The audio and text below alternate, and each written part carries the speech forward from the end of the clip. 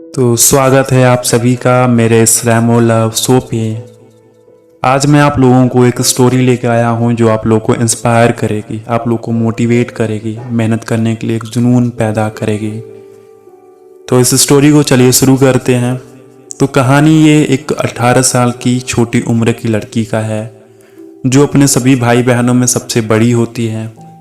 और उसके पापा का इसी उम्र में उसके पापा का दिमाग का बीमारी हो जाता है, दिमाग की प्रॉब्लम हो जाती है और उसके घर पे सारे लोग परेशान हो जाते हैं। उसकी मम्मी पढ़ी लिखी नहीं होती और ये लड़की 12th पास कर चुकी होती है और इसको अपने पापा का इलाज के लिए टेंशन हो जाता है। फिर वो लोगों से पता करती है तो मालूम चलता है कि पास के शहर में एक न्यूरो का हॉस्पिटल है जहाँ पे उसके पापा का इलाज हो सकता है। तो वो अपने पापा को लेकर उस हॉस्पिटल जाती है और वो अब उस हॉस्पिटल के गेट पे जैसे ही पहुंचती है तो देखती है वहाँ पे बहुत सारी बड़ी बड़ी कार लगी होती हैं और वहाँ पे बहुत सारे रईस घर के लोग आए होते हैं अपने घर का इलाज कराने।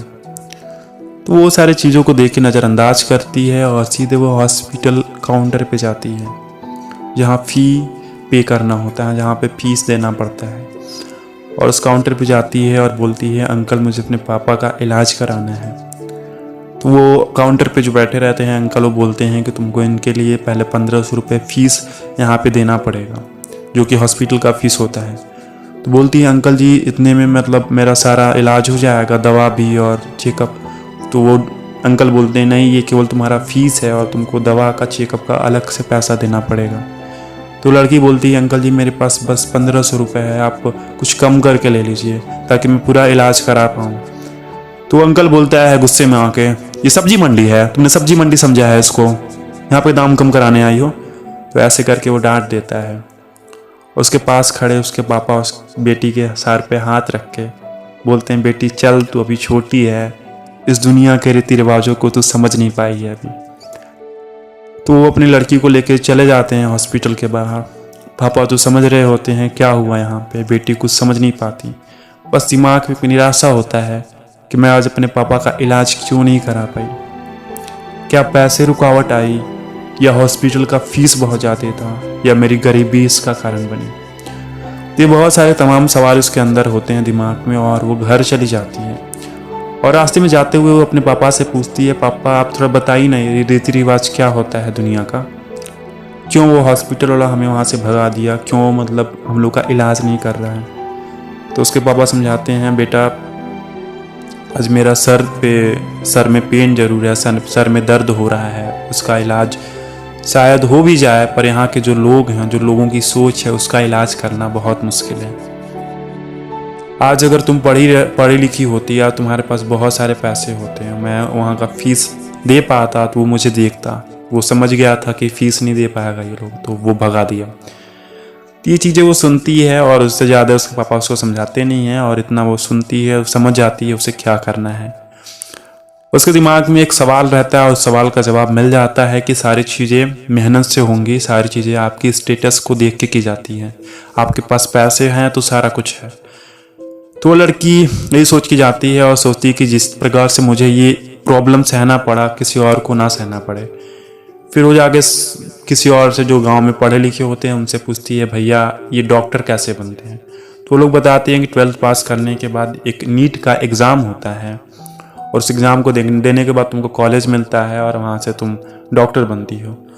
तो वो लड़की अपने उस भैया से पूछ के सारा कुछ तैयारी चालू कर देती है, 12th पास करती है, फिर सारा तैयारी चालू कर देती है और वो 5-6 महीने अपने से खूब पढ़ती है और कुछ भैया लोग से जो वहाँ पे नीट का एग्ज़ाम दे चुके होते हैं आसपास के, उनसे जाके सलाह लेती है और खुद पढ़ाई करती है, बुक्स के सारे वर्ड्स रट जाती है, सारे वर्ड्स पढ़ जाती है और उसके बाद सीधे जाती है एग्ज़ाम हॉल में।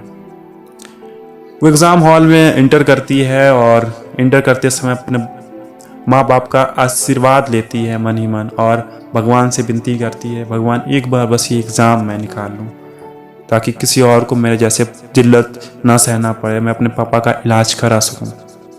यही प्रार्थना करके या अंतिम उसकी विनती होती है। उसके बाद वो एग्ज़ाम हॉल में इंटर करती है और एग्ज़ाम हॉल में क्वेश्चन पेपर आता है, उस क्वेश्चन पेपर को सॉल्व करती है और सॉल्व करके अपने घर चली जाती है। घर जाके पापा से बताती है, पापा लग रहा है शायद आपका मैं इलाज करा पाऊँगी।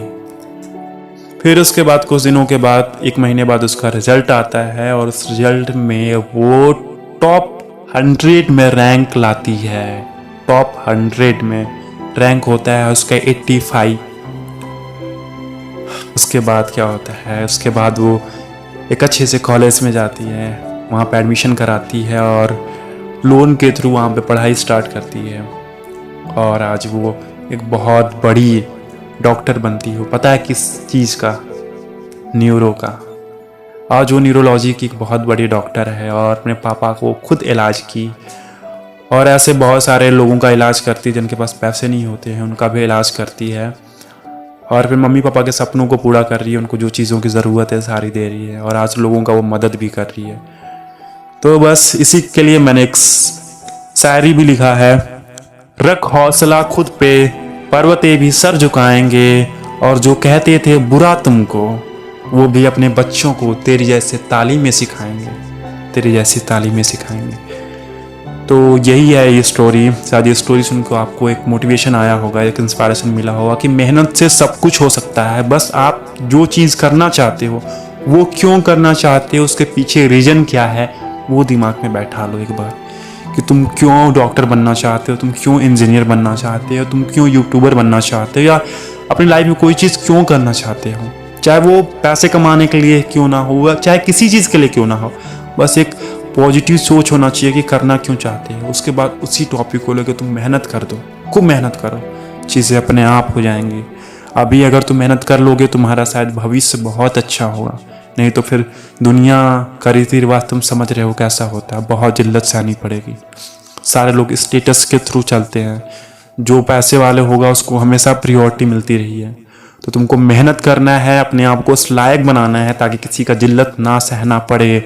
उठो, अब बहुत देर ना करो, अब पढ़ाई करो, मेहनत करो, चाहे जिस फील्ड में मेहनत करना है मेहनत करो, अपने अंदर आग लाओ और वो सारी चीज़ें करके दिखाओ जो लोग ना कर पाए हैं, जो लोग अभी तक नहीं कर पाए हैं, उन चीज़ों को करके दिखाओ।